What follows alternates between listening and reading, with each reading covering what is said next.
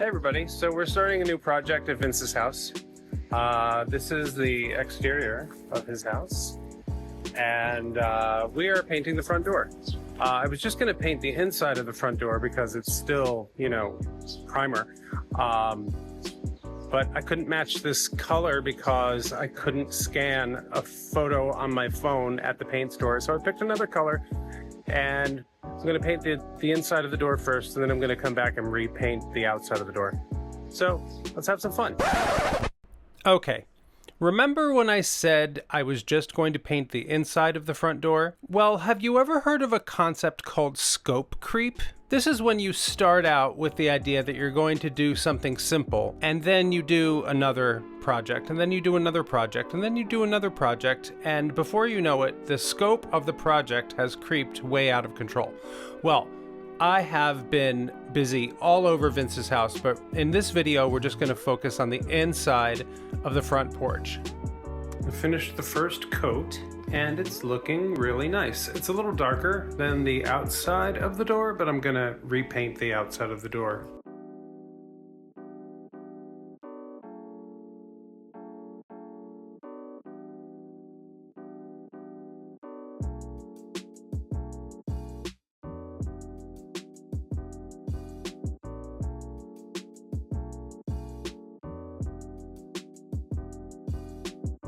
And my second project in the front porch is giving this interior door a fresh coat of paint, Cement Gray by Benjamin Moore.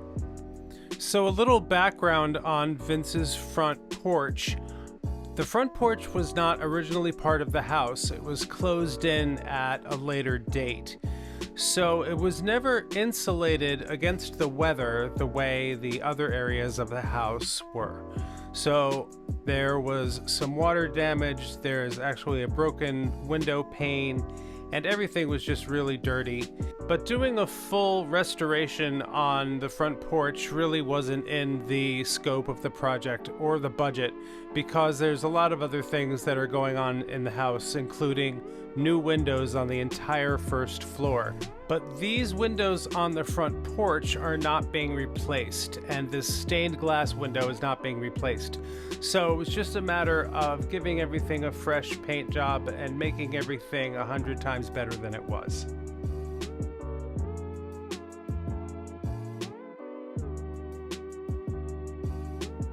Here I am giving a fresh coat of white paint to the walls.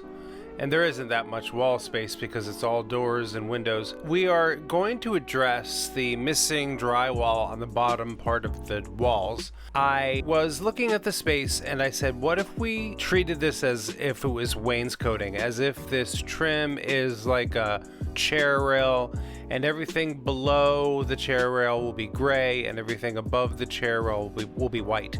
Here you can see me repainting the window. I originally painted it gray, but then after I finished the door, Vince liked it so much he had me paint the windows blue as well.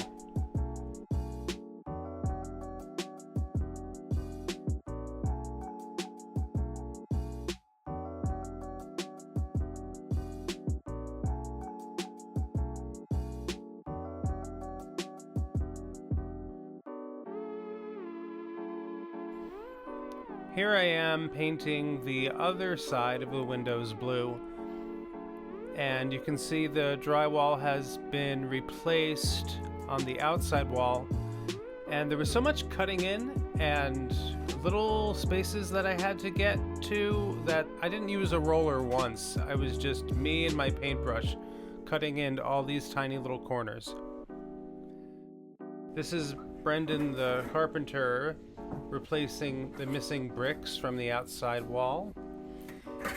And I decided to sand after Brendan did the drywall and the mudding, and I used the machine for about 5 seconds and then I gave up on it because it made so much dust. I sanded a little bit more by hand and then I called it a day. If any of you are interested in the paint colors, the blue is a Benjamin Moore color called Bedford Blue. The crown molding is a Benjamin Moore color called Stone. and eventually going to see me do a color on the wainscoting called Stormy Monday, all Benjamin Moore. You can see I'm painting the front walls and not the side walls because the mud on the side walls was still wet. So I'm bouncing around, but I actually enjoy bouncing around while I'm painting because it keeps me from getting bored. I was probably more excited to paint these sections of these walls because they had been open to the studs the entire time that Vince has lived in this house, and we finally got to do something about it.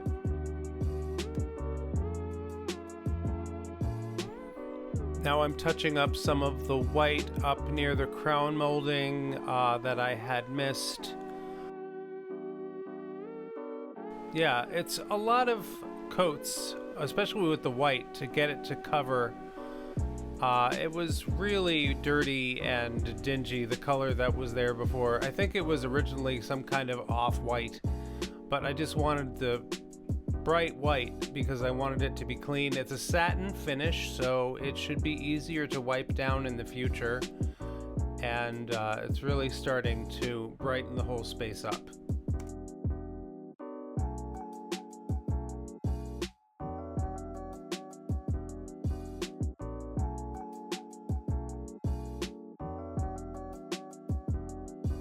Navigating in the space was really a challenge because there was a lot of tools and a lot of things being stored in the room until, we got it cleared out to do the next project. I was moving the ladder around and making space.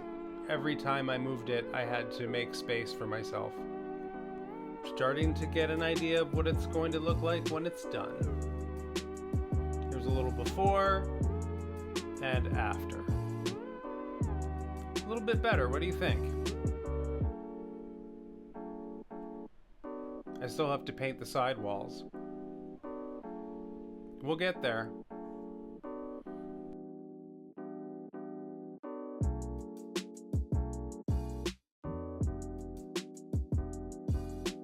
Now I'm going in with a color called Stone by Benjamin Moore, and this is to make the chair rail pop. I like using multiple colors from the same paint chip in a space like this to highlight the details. I think I painted it with the Stormy Monday and then realized we were going to make everything a shade darker. This is also the stone, but this piece is actually going to get ripped out.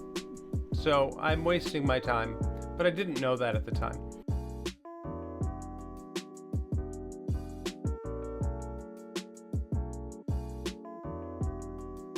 And again, you can see the spots where the mud hadn't been sanded perfectly, and all of the nail holes and screw holes from previous projects.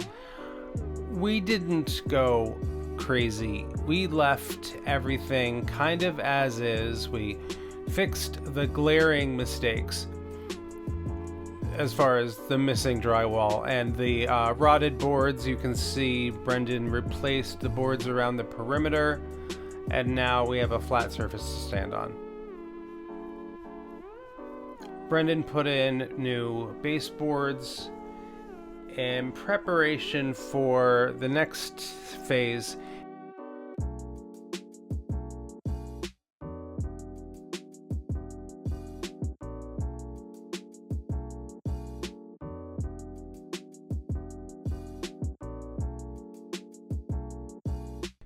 Like I said, I had no idea how many different projects I was going to be doing when I started painting the front door, but the project, it just kind of kept spiraling.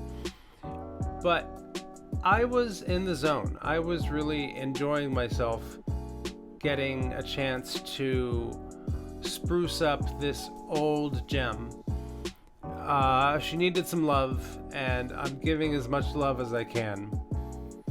Here I am painting the color Stone on the baseboard, even though I hadn't painted the wall yet because I already had that color on the wet paintbrush.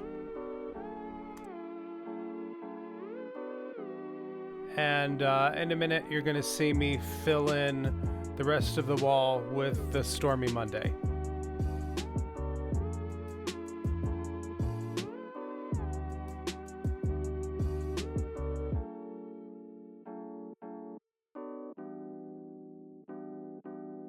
More Stormy Monday on the opposite wall to finish our wainscoting treatment. I would like to put some more molding on the bottom of the walls to make it really pop, like as if it is wainscoting. Maybe we'll do that in the near future.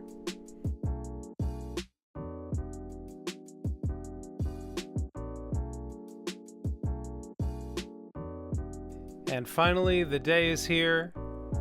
We are clearing out the junk, and we are going to do something about the floor.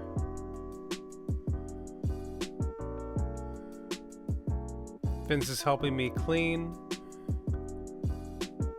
giving everything a good vacuum and mop before we put any new materials down.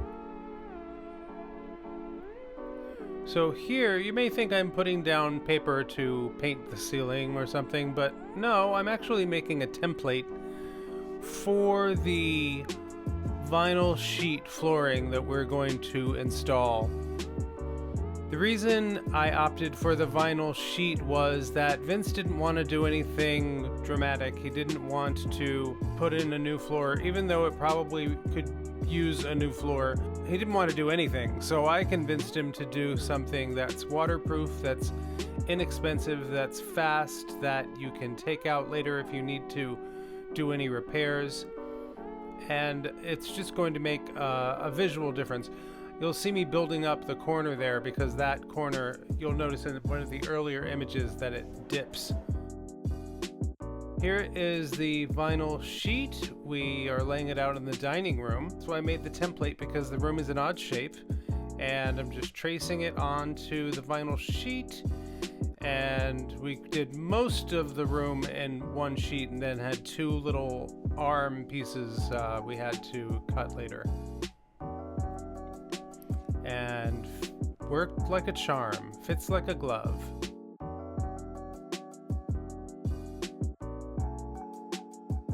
We just have one little piece on the corner there, and then this piece we had to cut as a separate piece. And it pops right in.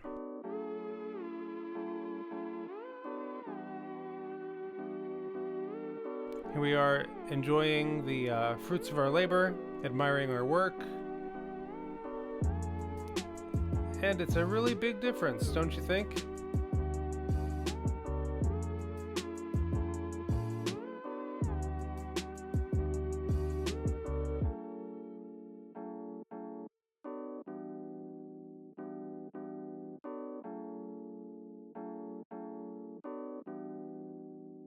Next up is our light fixtures. We're hanging in the window.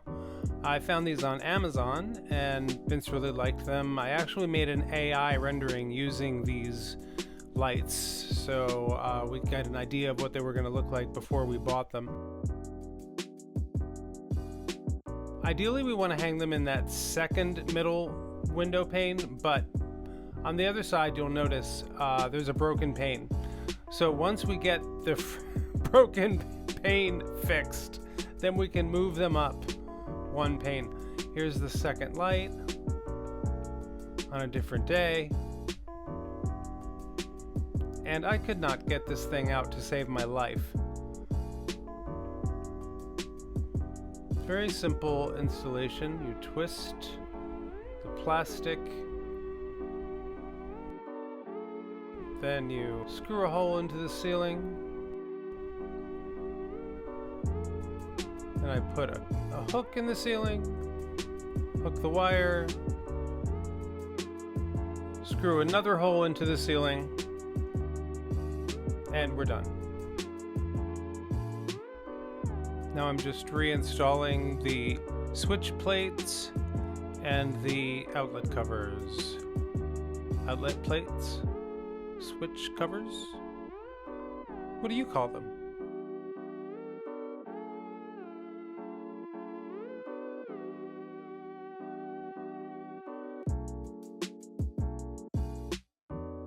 And there you have it, our front porch looking 1,000 times better than it did before. And like I said, we're doing a lot of other projects on the house, including new windows, so we tried to keep this project manageable, and honestly, I think the transformation speaks for itself. Thank you so much for watching, and stay tuned because in the next video we're going to see how I refreshed Vince's house's exterior.